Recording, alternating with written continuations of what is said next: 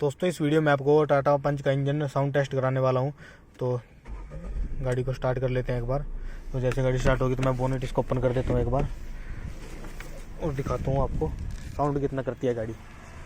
तो बाहर से इतनी आवाज़ आती है इसमें, और अंदर से मैं बात करूँ अगर इसकी तो ये देख सकते हो आप। तो देखो थोड़ी बहुत वाइब्रेशन है इसमें ज़रूर, और नॉइस इतनी ज़्यादा नहीं है, बहुत ही कम नॉइस है इसकी, कोई ज़्यादा नॉइस इसमें आपको नहीं मिलती। 1.2 लीटर का इंजन है, 85 bhp की पावर देता है, 113 न्यूटन मीटर का आपको इसमें टॉर्क मिलता है, और लगभग अगर मैं रियल लाइफ की बात करूँ तो 15-16 की आपको माइलेज भी बड़ी इजीली निकाल के देता है ये। तो वैसा कुछ है इसका इंजन देखने में, साउंड ज़्यादा नहीं है, और बाहर से आप सुन सकते हो, बाहर से भी आवाज़ इसकी ज़्यादा नहीं है।